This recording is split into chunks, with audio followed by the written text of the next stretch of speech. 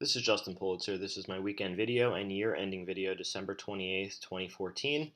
And let's jump into it. There's a lot to cover. I'm going to start with SPY. As you can see, SPY has been fairly bullish. We're kind of just grinding after this professional gap up over the downtrend line. And I had discussed last week that this spike was actually real. If you want to see what the deal was with that, I detail it in last weekend's video, so check that out. I don't want to be too repetitive. But if you take a look, you'll see that we're sort of testing above this breakout range, which I list as the low of the range is 205.92 and the high is 207.84. I know that that's not these exact highs, which is 208.47, although anything above there is certainly more bullish. But you can see this was sort of the gap up above range, and then everything in there kind of transpired in that range until we fell out. Now that we're back above it, I think that this is looking a little bit more bullish. Anything in between here becomes a little bit more neutralized because it's back into range. And obviously, anything that loses, I would say this kind of inside day, consolidation day, that low of 205.61, obviously makes the market a little bit more risky and puts a bit of a gap fill back into play somewhere around this 201.90, which was the old reference high. So that's how I'm seeing SPY so far, fairly decently bullish. This range here, though, is the buffer, and caution if we start breaking back below there. So that's what I'm watching. IWM has done what I had discussed. I had said that this 117.37 was really the key for sustainability. You can see we've tested above there multiple times. Here we had a gap and go, and now we're back testing up to the old highs. I want to show you guys, okay, we're on a 2-year chart. If you take a look on the 2-year chart, this area that we're up into now has been double top range. If we get above this 2097, 120.97, that could put some range extension into play. I would think that it would be more healthy if this started to consolidate a little bit up here at the highs rather than just went and fully parabolic.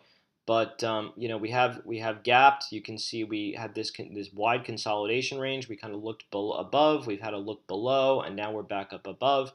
So I would say that IWM, as long as it holds over this 118 quarter, you can see that was sort of the top of this range. I mean, there is some noise above there, but anything above there, I still think is bullish. It's a little bit of a ways away, so if you want, you could use this top here of this 118.78, which is still a ways away, but we'll know for sure soon if this is going to extend or if it's going to come back into range.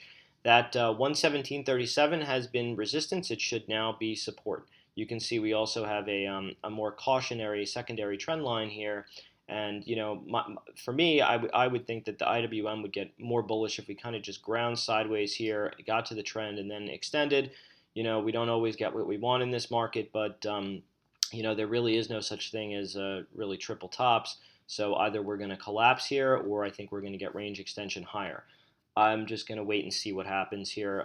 I did say that over here was long. I still think it's a long, just more cautious. Definitely book a little bit of profits at these reference highs, but I would be holding for higher here as long as we kind of hold up in past this consolidation pattern.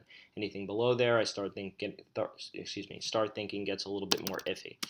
Qs are not up at the old highs, but you can see we are gapped up. We gapped up here. We didn't go over the downtrend line. We meandered a little bit, and now we're testing above it. And I would think with Qs, anything above these kind of big emotion bars, let's say 105.04, you can see on Friday we closed at 105.04, probably not so coincidentally. So we're kind of at a inflection point here of importance. If we can get above that range, I think bullish to retest the highs. If we start drifting back into range, then I think it's a little bit more iffy. This range here, this 105.04 to 103.04 is sort of quote-unquote reference range. Anything above that is bullish. Anything below that to me is more bearish. You can see, that would put the gap fill more into play. Remember this chart when we discuss Apple, which we will be shortly. I have some thoughts on that as well. TLT. I had discussed this being a possible double top. We had a slight look above, and now we've come back. The 2009 crash peak high was 123.15. Anything above that in the past has proven to be unsustainable. We have been in a bit of a channel. We did look up above there. We did come back into range. We've looked up above, and now we're kind of back into channel range. And we're actually starting to form a mini down channel. So I think if you're a quote-unquote bull, you want to see this 123.13 hold. You can see we looked a little bit below here, so let's use that 122.93. If you're playing long, I think you can hold long against that. If you're a short, you don't want to really see anything above this 126.19, which was the old reference high. I mean, the last, lower swing high. See, we've been making lower highs and lower lows. That's good for bond bears. If you're a bull, you don't want to see that. What you would want to see if you're bullish is to take out the last swing high. So that's my thoughts on TLT. Sorry to rush through this. I do have some more thoughts on this. If you're long or short and you have questions on the stream, please feel free to ask. But I do see this channel as important, and it would not shock me to see a slow migration down to the lower part of the channel. Let's get to Apple.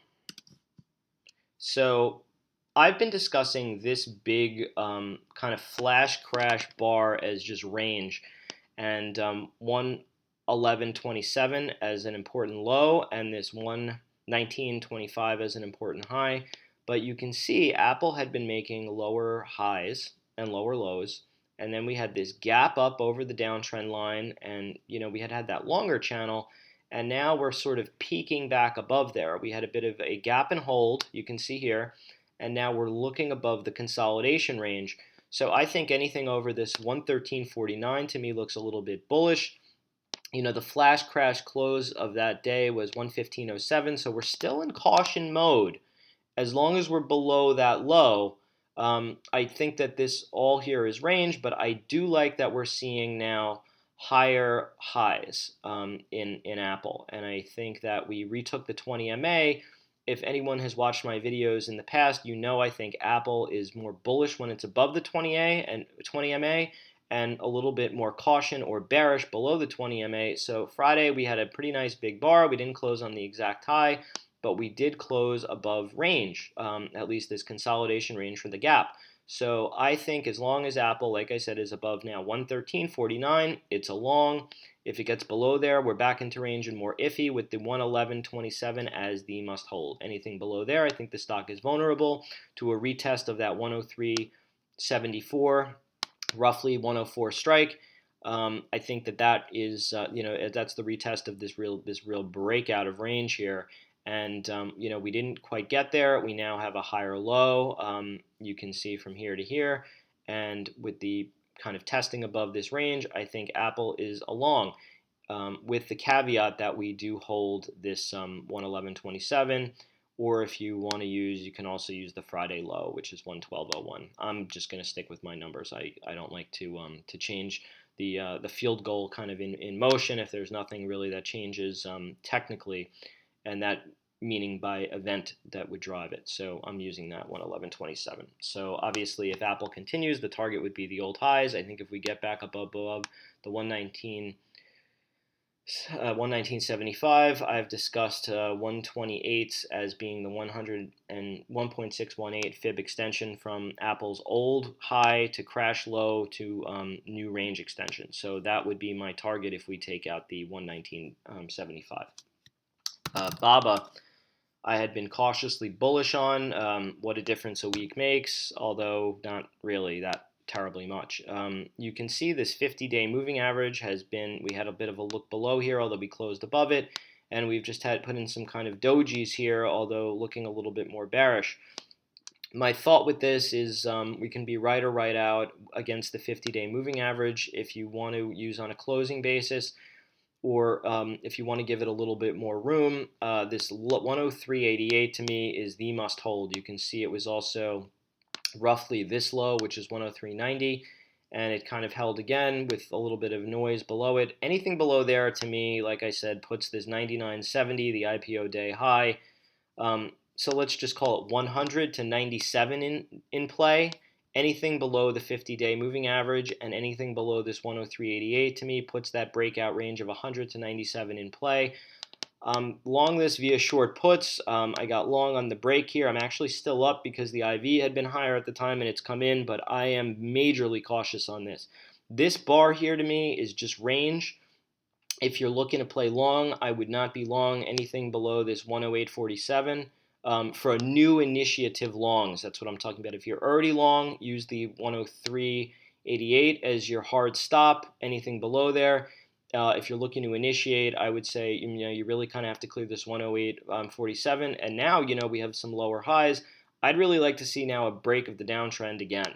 So that's my thoughts on BABA, and those are my levels. BIDU, I don't really have that much more to report other than this gap high. Anything over this 227.76 to me is still a long. Anything below there to me gets a little bit more iffy. So we'll just use that same gap high and low. We are making a little bit of lower highs, although to me this is really just consolidation, and anything over that level is still bullish. Anything below there, more iffy. Facebook, finally, I had discussed this. We made a new high. We're now consolidating up at those old highs. Anything above 81.16 to me puts some 85s in play, which is the 1.618 fib range extension. And I had discussed 82s being the 1.272 a while back, and you can see we kind of got up there, and that's where we had a bit of a reversal, although I do think that this is constructive that we are consolidating up at the highs. The must hold for me on Facebook is 79.71. Below there, I think that it gets a little bit more iffy, this kind of range. I would be in much more caution mode if we get below there. But as of now, I still think Facebook looks a little bit bullish. My 2015 prediction is that I think we're going to par on Facebook, 100. So let's keep that in mind. Twitter, I had discussed 35 being the buy. I was long. I played this as a day trade and also as a swing. I'm still long a little bit, although it is a little bit iffy. You can see we're sort of in this wedge pattern with 39s being resistance. I had said to take some profits there and did, and I'm still long just a little bit. But I think that Twitter is sort of just a range play. I've discussed this a bunch of times, 42, 43 being the high end of the range and 35 being the low end. I think we're kind of just in that chop zone, and you can see we have a little bit of supply up here. That's why I had thought the 39 was the profit, to take some profits, because we were kind of coming back up into that last, people who bought the dip who were wrong, and now, maybe you're getting made whole. So I'm sort of am just in the same opinion of Twitter. I think if their CEO leaves, oddly, I think that the stock will get a pop. A lot of people have been discussing that, and that I think would generate some headline pop. I think that the problem for me with Twitter fundamentally is that they only have had one decent quarter, and they lost the high a day of that quarter, and we're trending well below back then.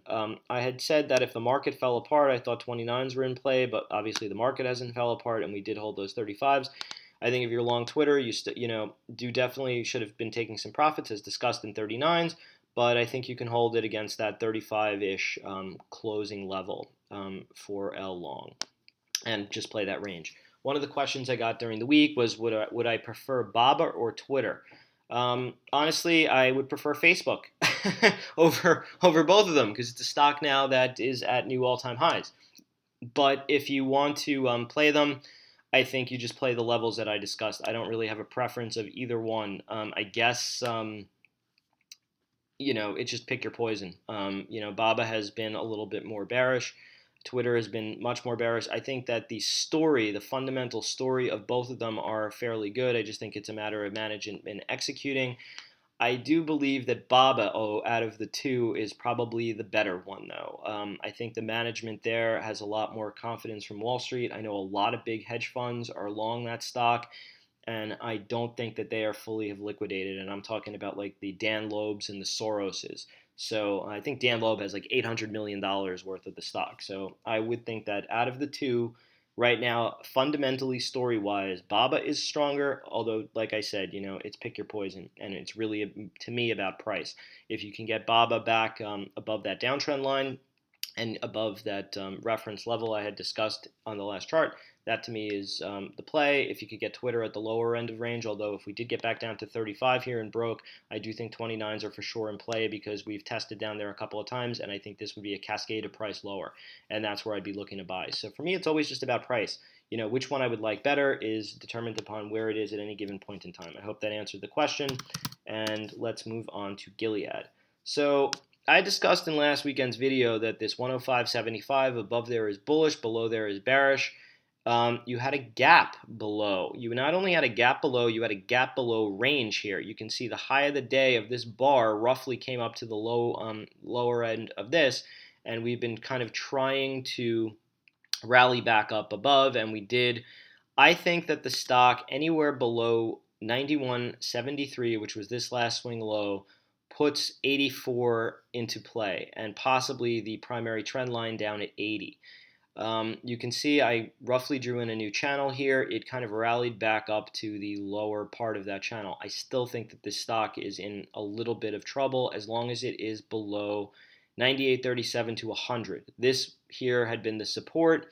I think if you're playing long, that should be your sell point. You want to probably sell somewhere up near the figure. You might even want to sell a little bit ahead of it because there's probably a lot of people who bought the dip and figure, 100 is a nice round target, and that's where they'll sell. So it is possible that we do rally back up to retest sort of like this breakdown area, but I think that this stock now is coming from a lower high now with a lower low. And I really would have liked if we got down here and retest, kind of had this flush and retested the breakout. This is sort of similar to what I had discussed in Tesla. We kind of rallied ahead of where it should, and then it kind of got a little bit weak. I really am very particular about my levels. I did not get long this. I had been looking to get long it, but I do want to get it long at somewhere between 84 and 80. And if I miss the trade, I miss the trade, frankly. So far, it looks like I may have, but it is also possible that we do roll over again. So I am in caution mode. If you took the trade, congratulations, you're doing okay. Hopefully if you took it from down here and look to be selling somewhere back up where the supply gets back into as a resistance factor. Let's go to Google. I had discussed last weekend that I thought we might have some type of a rally up to the backside of this trend line. You can see we broke through trend on a gap basis, so I am going to consider this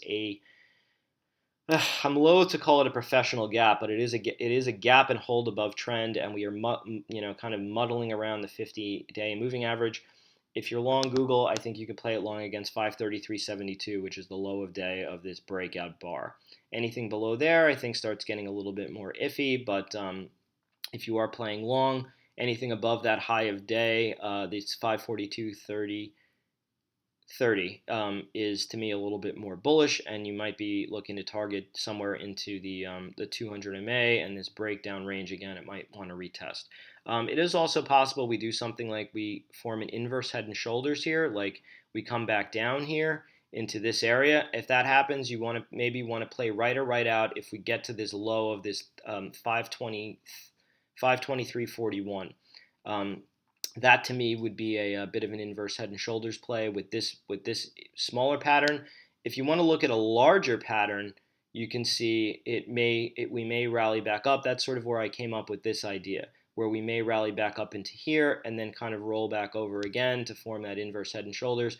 Either way, I'm looking for a right out buy on this low here, which is that 523. Or if you're looking for the breakout, to play it over this bar here, this 542.30 for a move up into this area for that type of action. So that is Google. Netflix.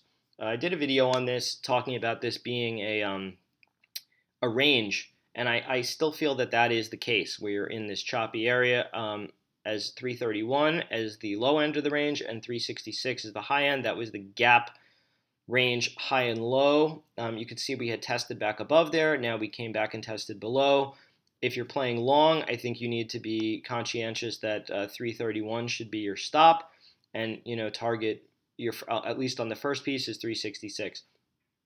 I think that this is a very messy, choppy pattern here. I think it's going to depend a lot on the market. If the market's bullish, we might rally back up to retest. If it's bearish, we might kind of just meander here. The longer it just chops sideways down here, the better potential it has to break. You can see the stochastics are kind of bombed out. They're starting to bend back up. I think that it is possible the stock can have a bit of a rally, but just keep those levels in mind. You have to stay above 331, or it becomes to me really dangerous, and anything above the 366 to me starts getting a little bit more bullish again. You do have a bit of supply up here, where these people kind of played long, and then you can see we had this big move down, an attempt to rally back and lower. So I think if you can get back up into here, this is where you want to be looking to take some profits. Price line. I had discussed this being a move back to the what happened here?